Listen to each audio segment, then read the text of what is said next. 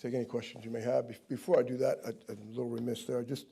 We lost Joe DeAlissandres last week. I think today's the funeral and going on over there in Baltimore. And I don't know if any of you guys have had a chance to meet him or talk to him.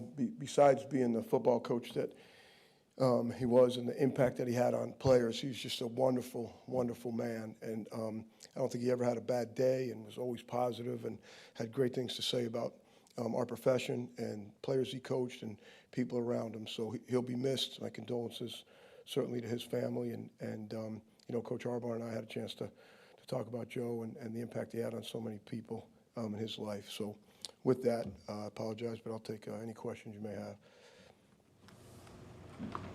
So how do you get your new kicker broken in as far as the chemistry will go with the snap and hold? Yeah, I think we'll have a bunch of work between now and the time we kick, and he's had a lot of work at the Battery to this point, where he was in Tennessee and coming out of school. So we got started a little bit here this morning. So I think he'll be ready to go. Rich, did you evaluate him, this spring, and so what'd you think? We did, yeah. We evaluated, all of them coming out, and we kind of did a deep dive into him coming out from NC State because we liked him. I know he'd been a bunch of different schools, and we kind of went all the way back to Western and kind of saw what he did there. He's got a great body. He's strong, and he had a really good preseason over there at Tennessee. So we've been following him along with others throughout the preseason, but we did a lot of work on him coming out. Rich, for you personally, what was it like moving on from Anders, given your history with the family? And was there any part of you that said, you know what, I helped? I know it was obviously a lot of credit to Daniel, but you say to yourself, I helped turn his career around after he struggled early. I can do the same with Anders. Well, I think we all felt like, coming out, he had the ability to be a good kicker, and I still think he has the ability to be a good kicker. He improved coming back from last year. He was stronger. He had some 10-day periods where he played really well, and some other periods where they were up and down to some degree, both of them. So I certainly think he's an improved player. I just think the consistency level that we're looking for wasn't reached at this particular point by either one of them. So I'm sure they're both going to have a chance or an opportunity in the league again. Just probably be a matter of time. Rich, you said the consistency hasn't reached the point right now, but Daniel's a perfect example, right? The Vikings give up on him, and you get him, and he ends up being one of the best kickers in the league. Is there some measure of risk to giving up on someone that has the kind of talent that Anders does? Well, I think those situations are a little bit different. I think Anders was a 3-game tryout. We went through an entire season with Honors and an off season and now through preseason. So we thought he had plenty of opportunities to increase his consistency and get a little bit better. And again, I feel like he left here as an improved player. I just don't think we felt it's at the level of what we need right now. And hopefully we're in position with the two guys that we have working together here now that we can find that. What do you like about Hale? Again, he's got a lot of qualities. He hasn't had a lot of kicks, and he's a little bit of a work in progress with alignment, but he's got a strong leg. He's got a good contact point right now. He's easy to coach. He's eager to learn, and he had a really good day yesterday. So we're excited we get to keep him in that international program and expect him to keep improving as days go by. Does Daniel have to adjust much as far as the hold goes? No, I mean, the holds are, just get the laces going in the right direction, and that's really more him and Matt. But, again, we met this morning about where he likes it, what the wind conditions are. Are we playing in perfect weather conditions, whatever those things are. So those two will spend a lot of time together here over the next few days getting ready for a game. Rich, how beneficial was being able to actually rep the kickoff throughout the preseason? Just anything you learned from that process and just the...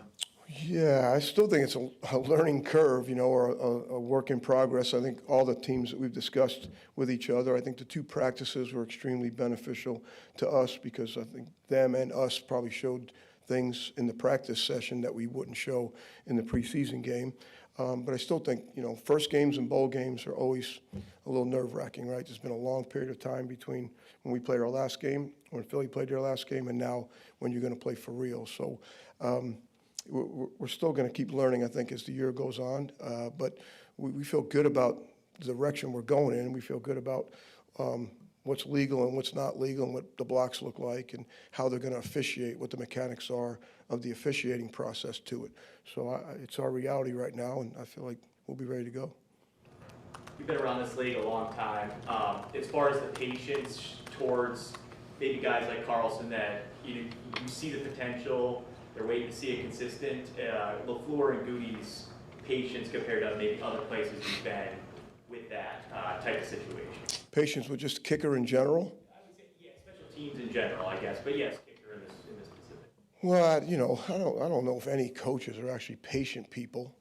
I think we're more into the developmental mode when we get young players. And again, we felt like, we gave them a lot of opportunity to develop as the year went on, as the year and a half went on. Again, we don't feel like the consistency level at that particular position was where we wanted it to be at this particular time. So, again, we're moving in a different direction, and we hope we can get some consistency going in that direction at the kicker position, as well as punter and snapper for us.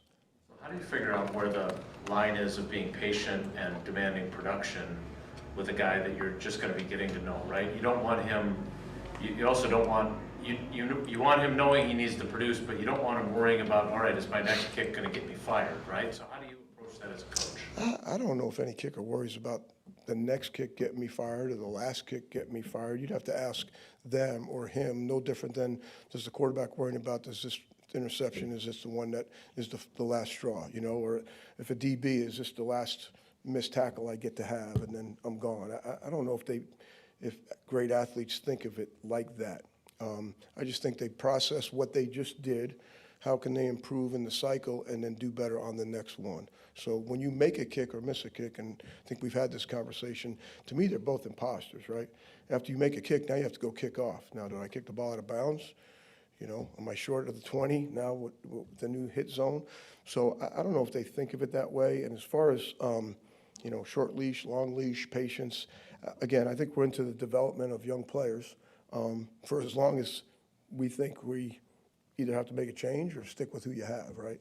And I think you saw that last year. I'm appreciative of the way Brian handled it and Coach LaFleur handled it, and really appreciative of Coach LaFleur scheduled practice schedules this on training camp to allow those guys to kick as much as they actually did. There was over 70 kicks, for the both of them. So there was a great sample size of the consistency we were looking for. Rich, I know a lot remains to be seen with the new kickoff rule, but Can you say it a little louder, please? I know a lot remains to be seen with how teams will fare with the new kickoff rule, but what does your gut tell you? The league wants more returns. Will this give the league more returns, or do they need to incentivize touchbacks to the 35 or further to get that result? Yeah, we're going to do the best thing we possibly can for the Green Bay Packers to have a chance to win a game. And that's all I have to say about that, on kickoff and kickoff return.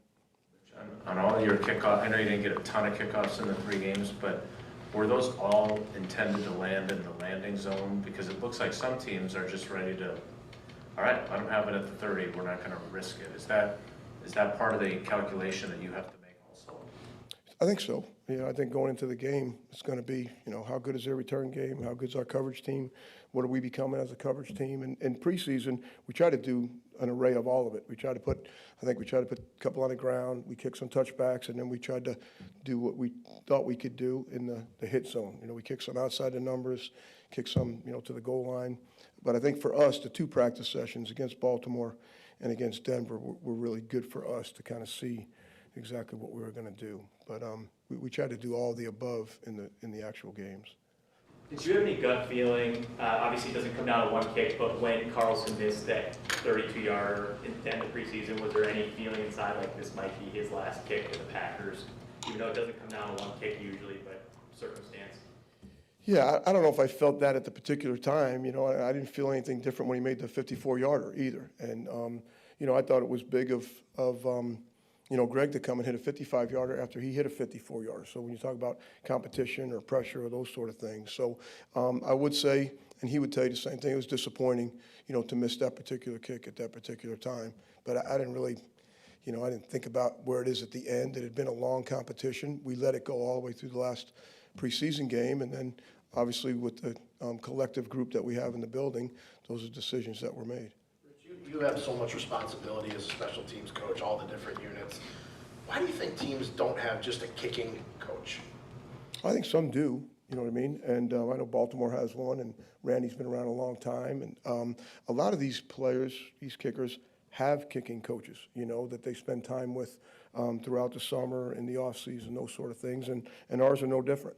So I don't know if a kicking coach talking about your plant foot and your contact point and your alignment every single day is the answer to any kicker. I've been around a lot of good ones, and we haven't had that on a constant basis, So you start talking about quarterback coaches, and if, quarterback coach tried to change Bernie Kosar's, way he threw the ball, or Philip Rivers how he threw the ball, and some of those things. So I think they all have someone they go to. You can call them a kicking guru or their kicking coach, and I think they get more work done with them in the off season, so to speak, or in the spring, where they work on some of their fundamentals and technique and their alignments. I think they do a better job of getting a master's in themselves by watching the practice film and the game film as the year goes on. To the game on Friday, what's the challenge with the returner, Covey? Yeah, I think he doesn't like the fair catch. He likes to make plays inside the 10, inside the 5. He's got great quicks. He can make you miss, and he can go the distance. So he'll be a handful that we'll try to manage with Daniel and our coverage teams. But obviously going to Brazil is exciting. You get to play. I'd much rather play him in Brazil than play him in Philly. I've gone to Philly a lot of times. So this will be exciting for our team to go over there and to have this opportunity to play there.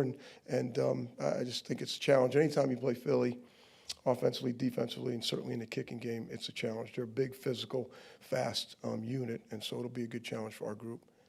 I know that you're used to a good amount of turnover, but losing a guy like Christian Welch and Robert Rochelle and guys that were pivotal on the special teams last year, how do you turn the page from that and hope that the newer guys or those that made the roster can fill those roles? Yeah, and Tyler Davis, again, we're going to go another year without TD. And those guys were, tremendous contributors to us a year ago. And in the National Football League, especially in special teams, it flips. We have a lot of two young linebackers and young safeties. And we're fortunate our tight ends have been good teams players for us in the past. So it's always a unique challenge in the kicking game to get young guys playing quickly on special teams. I remember a year ago, Tucker played for us on teams. He was on punt return and kickoff return and punt team. He made a tackle against the Chargers on kickoff, and then all of a sudden, he takes off at the tight end position. So I actually find that exciting, that we can get young guys up to speed and get them contributing to our team as quickly as possible, and hopefully they ascend to position players after that. More, please. In terms of returners, I know that Keyshawn will be the main guy, but last year Jaden Reed saw some run. I know Smart Tour is no longer on the team, but he did. Do you have an idea of how that'll come about in terms of punt returners, kick returners? Yeah, well, right now today, those two, Keyshawn and 11, those two guys are our returners. We feel pretty good about our return game. Zane Anderson continue to stand out on the special teams phase. Yes, he had a tremendous, preseason for us, and I know he improved on defense as well. But he should be a staple for us and help lead our unit along with Eric Wilson and things he's done. And McDuffie's playing a lot of defense now, so we'll have him for some of them, but not for all of them. But again, we're excited about the young guys and the direction we're going. So your ability to use Eric doesn't change a ton with him defensively, but maybe. I don't think so. I think because of the position he's playing and the different packages that they've gotten on defense, we should be able to use Eric as much as well. Duffy he doesn't leave my side, so it's hard not to put him in there, but we'll do a good job trying to take care of him. Thank you, guys. Thanks. Thank you. Good to see y'all.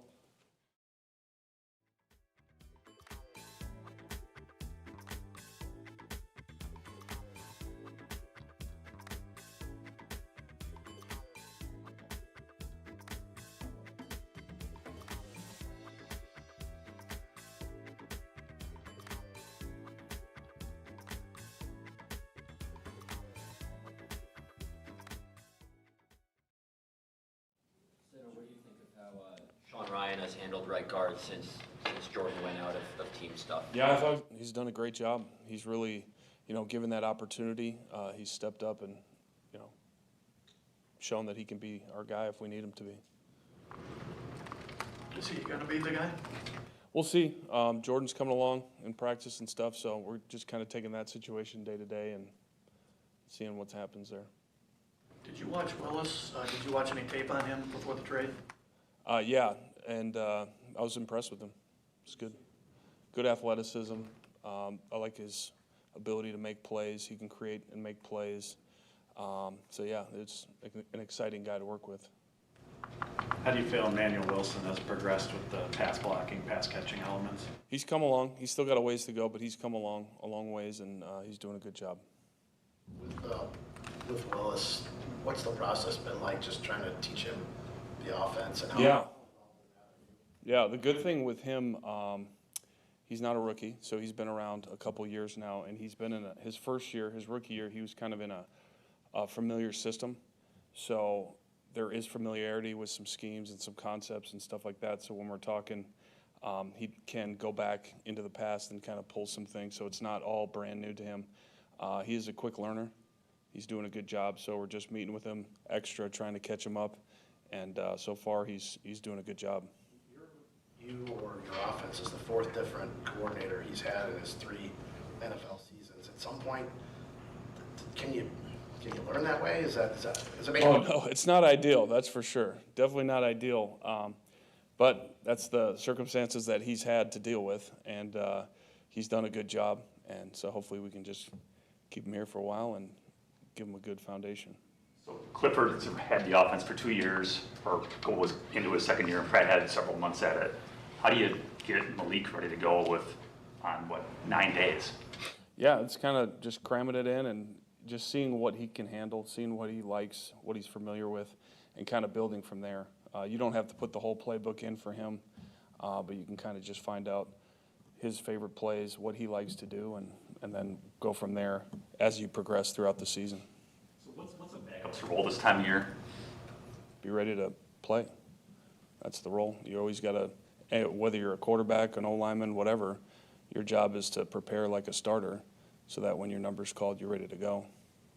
As far as, does he have duties in helping Jordan throughout the weekend? What are some of those tasks that he's got? Yeah, it's basically those guys are just studying the film, studying the defense, just seeing what their defense is all about, learning, and then once we put in the concepts and put in the install, then their job is just to learn all that. So he doesn't really have any extra responsibilities being a backup. It's just his job is to be ready to be the starter. Steno, when you're looking at your running back situation right now, Matt told us that you guys had a pretty good idea of how you wanted to use Dylan, so it's a bummer not only personally, but what you had planned for him.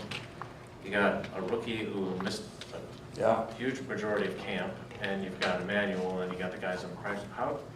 How do you not overuse Josh, even though he's a high-volume guy, when you're in kind of the predicament you're in? Yeah, that's the one thing about Josh, like you just said, that's nice, is he's been in those roles where you can really lean on him in the run game and everything else. He's used to that. But yeah, you just got to be smart with it, kind of play it by ear and make sure you're not overusing him too much early. Emmanuel's played, so it's not like we're putting in a guy that hasn't done anything. And then you just take it week by week and kind of see what the situation is with the running backs, with the health of the room, and just go forward week by week. Don't really look too far into the future. Obviously, it'll be the same way the other direction, but what's the challenge for you as an offense getting ready for a defense with a new coordinator with Vic? Yeah, all of that is very interesting. They have really good personnel with the Eagles. Obviously, Vic, he's been around. He's done a lot in his career. So you just got to understand, kind of what his foundation is, and then try and figure out what he wants to do with the players that he has. So you kind of have to keep it simple and just see how the game progresses. You guys have a couple options at swing tackle with Glover, Telford, and Dillard. Is Elton your swing tackle, though? Is he just going to be up there because he can if a guy goes down? No, I liked what I saw from those guys in the preseason. I thought they did a pretty good job. So that's still kind of up in the air, that whole situation. So we're just kind of going through it. Every practice, those guys are still competing for that job. Adam, where did you see Telford make the biggest leap from where he was last year when he started on the practice squad to this year being able to? Yeah, I think, in the run game, you saw a flash of his physicality. He's a big guy, and when he gets his hands on people, he can really create some movement at the point of attack. And then in the pass protection world, he did a much better job playing with balance and playing in front of defenders. And still got a ways to go, but I was impressed with what he did in camp. Steno, I enjoyed the good problem to have we always talk about with so many wide receivers and tight ends. But how much, and if I get too close to game planning, just smack me down. But how big of an advantage is it to have that much in terms of being able to go, you could literally go every single snap, you could change personnel. And how do you balance wanting to be multiple and changing personnel a ton with maybe trying to up tempo and keeping the same guys out? Yeah, that's a good question. I think a lot of it you got to look situationally. You know, if a defense changes personnels, then you probably don't want to change your personnels to go up tempo. That way, if you get an advantageous personnel on the field, you can go fast or whatever you want to do there. Offensively, it's just what do you think your advantage is over the defense? So it all depends on if you think 11's better than 12 or vice versa, or it really doesn't matter. And then just keeping your players involved in the game, trying to create plays for certain guys, you know, in whatever situation you want to. I'm not asking you to boast, but like I remember Rodgers and the coaches talking in 11. Hey, we got so many guys, they're not going to have, their fourth corner is not going to be able to handle our fourth receiver or whatever. Do you guys feel like you're in a position where you might have that same possibility? Yeah, no, we definitely have guys that, you know, if you can create some really good matchups with, that's for sure, with Jaden Reed or Luke Musgrave or whoever it is, Wicks, like all those guys, you can really get them on, you know, other parts of a defense and really get some advantageous looks for sure.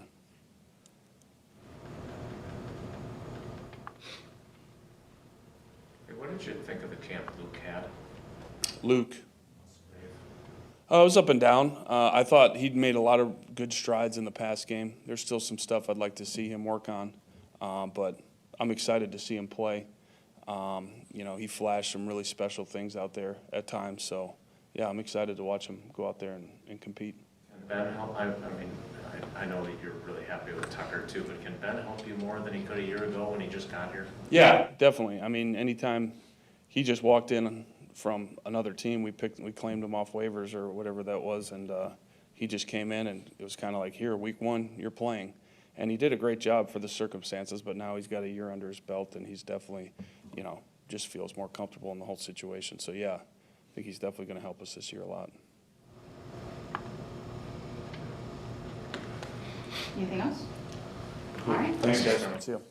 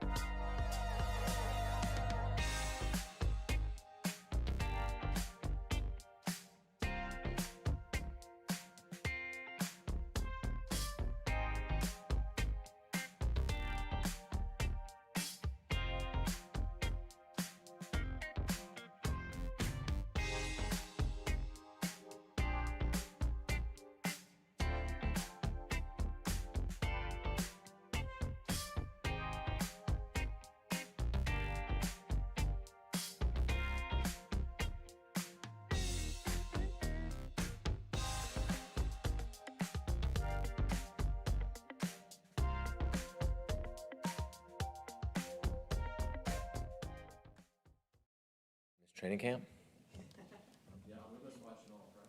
Did you have fun? Training camp? Yeah. No, it's not, but it's done. So now it's on to the season. All right, what do we got? You guys nothing? You know, there are coordinators new on offense. I mean, the personnel is mostly the same, but they got a new coordinator. What's the challenge? Obviously, they have the same deal with figuring out your guys on defense, but what's the challenge trying to figure out what they want to do? Oh, anytime you go into a season and there's a change at coordinator, you find yourself watching a lot of different film, right? You're watching Eagles personnel, you're watching the Chargers, you're watching things that he might have done in the past and other places that he's been, but then you got to look at the staff and you see a variety of different coaches that have been there for a long time, some involved with the run game, some in the pass game. So you have a lot to look at. You don't want to find yourself week one looking at too much and you're starting to see ghosts and things that, aren't really what they're going to do, because it's week one and who knows how much they've changed, how much they're going to rely on what they've done in the past, how much he's going to change with the players that he has, right? Because a lot of guys have to adapt to the players that they have on the current roster. So ultimately, week one, you got to do what you do best. You got to play sound with good fundamentals, good technique. You got to play hard. You got to tackle. You got to get off blocks. You got to make plays on the football. But it's always a challenge early in the season because you don't have a lot of data. That needs to build up as you get going. So for now, there's a lot of guys watching a lot of different things. Do you think there's any value in them watching any Boston College stuff, or does that not even translate on you guys? Well, I hope they're watching a lot of different stuff. I'm not going to tell them whether they should or shouldn't be watching that stuff. But I really don't know what they'd be watching, to be honest with you. So I think it, kind of goes hand in hand. They'll probably watch some of our preseason stuff, but I'm not sure what they'll do. They got to figure that part out. What's your preference for calling plays from down on the field or up in the box? I like to be up in the box right now. That's where I was in the preseason games. I've been on the field the last couple of years, obviously. They didn't let me up there, but, it's calm, it's quiet. I can kind of lay everything out. You take the emotions out of it a little bit, which sometimes good and bad. It's nice to be around the players when you get excited and the guys get excited and they get them going and they calm them down and they talk to them. So I do think there's pluses and minuses to that. So there's part of me that likes to be involved with that aspect of it and be around the guys. But I think from calling it, setting stuff up, having your notes, setting the next series up, looking at the iPad, kind of having time to study while the offense is on the field and really get thoughts for the next possession, kind of self-scout yourself a little bit too and see what you've done, what has been good against you, what has worked for us. I just think you can get more accomplished from that standpoint.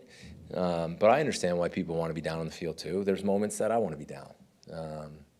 But I'll be upstairs. I think it's best for our team right now.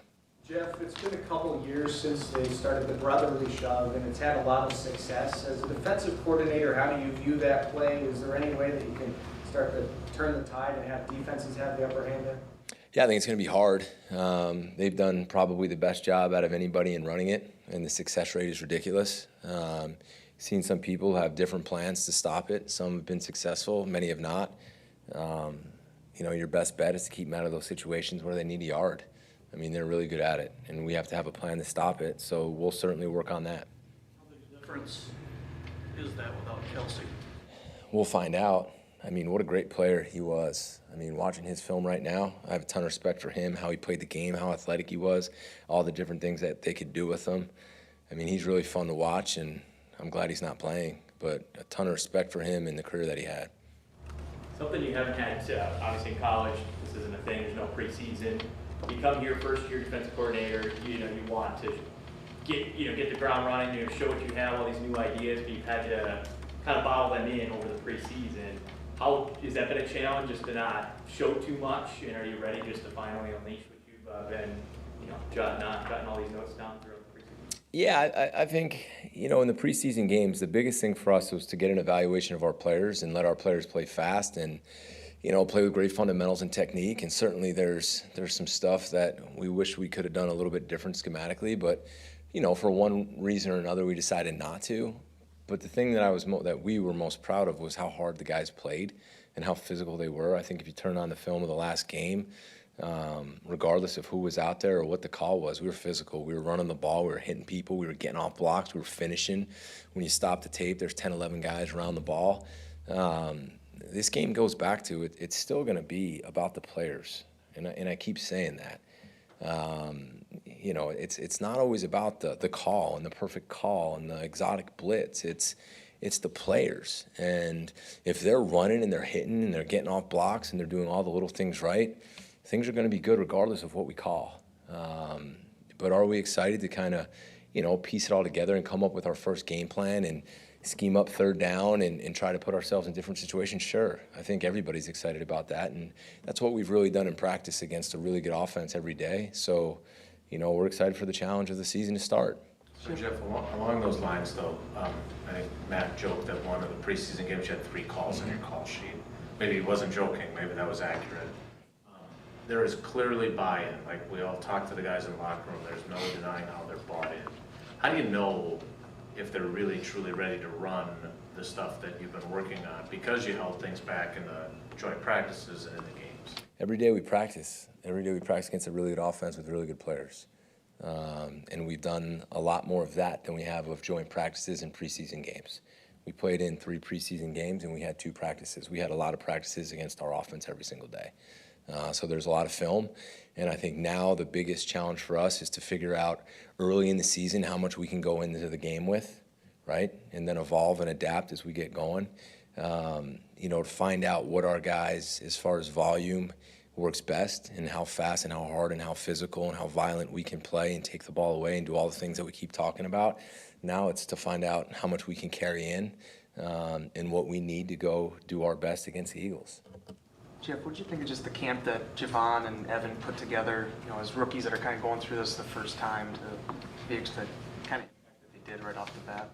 I thought they had a good camp. I thought it was solid. And I've said it before, really smart guys, very instinctive. They picked up on everything really quick. I thought Ryan Downer did a great job with those safeties. A lot of extra meeting time to get them sped up. They made a lot of plays, whether it was in the run game, the pass game. They showed us their versatility. And I think they'll just keep getting better and better. I never want to judge a guy and how he plays in the first game. We got to keep building their confidence and keep them going. But I appreciate and proud of how those guys work. They're tough, they're smart, they love football, and they show their physicality in those preseason games, which was fun to see. What's the challenge this week against that offense? I mean, it's a star-studded group of guys you got in place. Yeah, they're big up front. They got good running backs, 2 really good running backs. They got a really good receiver core with good size and speed. The tight ends are good players, and the quarterback is dynamic. I mean, that's always going to be where you look first, right? The plays that he can make, both in the pass game and with his feet, that would be the biggest challenge. Combined with, everything else they can do in the run game, and with the receiving group that they have, it's a good group, talented group. For you, you're going into your first game calling plays in the NFL. Is that exciting, nervous? What are your emotions going into it? I'm excited.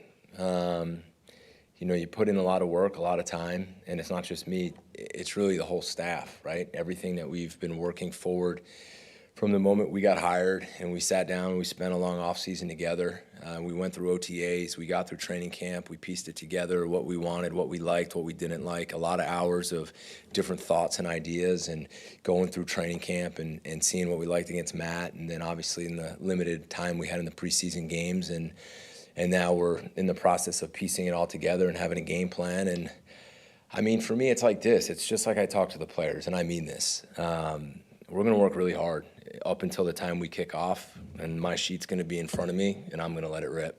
And then we're going to call it, and we're going to play fast, and we're going to be physical, and I'm not going to hesitate on the call. We're going to get it in quickly to the quay so they can look out and see what the offense is coming out in, and we can go line up and play. Once that starts, maybe I'll be a little anxious before kickoff, but we're going to work to the point where we're prepared. I trust the players, I trust the staff, and I just got to go call it, and they got to go play and execute. And I cannot wait for that to happen. Hey Jeff, I know that you're new here, but in terms of the D linemen, the D tackles especially, a lot of them are just coming back, whether it be Colby or Devontae or Kenny. How nice is it to have a grouping of guys that know how to play with each other and are excited to get that? I think it's huge, and I also think there's a lot of depth. And I think Rebs and VO and Wendell have done such a good job with that group, meeting together, bringing them all together. It's their first time in a while playing in a 4-3. But the versatility we have in that group and the depth we have in that group, and you saw we kept quite a bit of defensive linemen because we do believe that's where it starts. And I think if you keep those guys fresh in the game, right, when it comes down to the key third downs and the key 2 minutes and the key red zone situations where you have to go get after the quarterback, you have those guys fresh to play. And they need to be. And I think that's where their production will come, and that's where our opportunity to make big plays will come. You guys kept 6 defensive ends. Why did you feel like it was important to have Brenton and, now I'm forgetting his name, but Mosby as well, having those 6 D ends? I think A lot of us thought maybe you'd keep 4 or 5, but have 6 in depth at that position. Yeah, I'm grateful that we kept them. If you watch them over the course of training camp and what they were able to do in the preseason games, they're talented pass rushers and they're young. And you can't find those guys everywhere. And we need to develop them and keep them going. But if you got a young, talented player who can rush the quarterback and plays as fast and as hard as those two do, they deserve to be on the team. And I am really proud of them for everything they accomplished, and I'm grateful that they kept them. Jeff, you talk about letting it rip when the game arrives, and that's obviously what you want to do. With some youth at linebacker and in back end, how much of a luxury is it to have Xavier to help clean up anything that goes awry and allow you to let it rip as a play caller? Yeah, it's huge. I mean, even the last 2 days, just grabbing him with some of our thoughts and saying, hey, if you see this, I think we can do that. Or, hey, if you see this formation, maybe we should check to that. He's the guy that you can really give those to, and he'll get it done. Because what I've noticed is over the course of training camp, I could go into a practice and say, hey, if they come out in this formation, I want you to do this, and he's right on it. And he's the type of guy, he's like, Coach, just tell me the night before, and I'll get him right, and we'll be into it. But he's played a lot of football. He's got a high football IQ. He sees it really fast. He studies the game. Like, he really studies the game. So to be able to rely on a guy like that, it's like having a quarterback back there. And I'll give Quay a lot of credit, too. I mean, I think Quay's taken a huge step, and I think Coach Camp and Sean Duggan have done a really good job with the linebackers and the knowledge that they've poured into him and how much he can retain and get out. So you get those two guys kind of in the middle of your defense, and I think that's very helpful. You mentioned the Eagles' passing game, their run game in general. Is that an added stressor on the linebacker position? Yeah, I mean, anytime you can run the ball in traditional run game and you have a quarterback that can run the ball, that's going to add stress alone, right? And then you look at how big and physical they are up front with the backs they have, and then the size and speed of some of those wideouts. I mean, it's one of the most talented offenses in the NFL. And I think they got really good coaches, both in the run game and in the pass game. So it will be a challenge. Jeff, speaking of those linebackers, I mean, from the outside looking in, you know, you draft a guy in the 2nd round and the 3rd round. Those are obviously premium picks. But Isaiah and Eric really staved them off. I know with some injury issues in there too. What did you find out about Isaiah and Eric that they're guys that you can trust and you can line up? Well, I knew Isaiah, right? So a little bit easier there. I think he's one of the toughest guys on our team. Another guy who gives everything he has every play. He studies it. If you ever want to just turn on one clip and look for a guy running to the ball, turn on any clip he's in, and you'll find him when the whistle's blown trying to take the ball away. And I feel like Eric is kind of the same guy. Eric gives you a guy that can play multiple positions. He's smart, he's reliable, he's tough. Again, I think he got better as we went on, playing the position and playing in the scheme. And those young guys got better. I mean, Hop came back from an injury and battled through in the one preseason game where he didn't even really practice leading up to the game. And I kind of, probably unfair to him to have the green dot in his helmet just coming back from an injury, probably a little overwhelmed. So that's probably my fault for putting too much on him in his first preseason game coming back. But I think he took a good step against the Ravens, had practiced more, knew what it felt like, right? It wasn't the first time me talking to him in the game. So I think he did a nice job. And then with Coop, it just, he's just kind of getting back into it now. And, even yesterday, you can see what he's capable of doing, but he's got to be out there. We need him to be healthy so we can put him in those situations. But a credit to the rest of those guys who worked really hard to put themselves in the positions that they're now in. Thank you, guys. All right, thanks, guys.